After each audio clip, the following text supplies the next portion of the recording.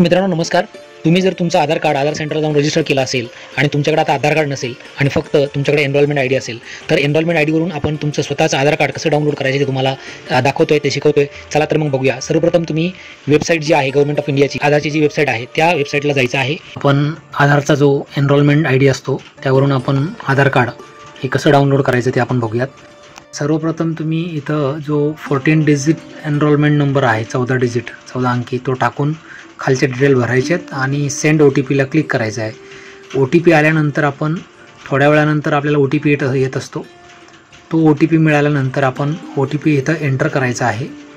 Enter केल्यानंतर तुम्ही verify करायचं आणि व्हेरीफाय केल्यानंतर तुमच्या लक्षात येईल की तुमचं जे आधार कार्ड आहे ते ऑटोमॅटिक डाउनलोड झालेलं असेल आणि इथं तुम्हाला असा मेसेज पडेल की तुमचं आधार कार्ड जे आहे ते सक्सेसफुली डाउनलोड झालेलं आहे. आणि ते उघडण्यासाठी हा एक फॉर्मॅट आहे. त्या फॉर्मॅटप्रमाणे तुम्ही तुमचा ID आणि पासवर्ड टाकायचा आहे. तो चुकला तर ते उघडणार नाही. परत एकदा व्यवस्थित बघून टाकायचं आहे आणि तुमचं हे आधार कार्ड जे आहे ते अशा पद्धतीत डाउनलोड झालेलं असतं. हे तुम्हाला ते या पद्धतीत दिसत असतं आणि याच पद्धतीने आपण आपलं स्वतःचं आधार कार्ड डाउनलोड करून घ्यावे. धन्यवाद.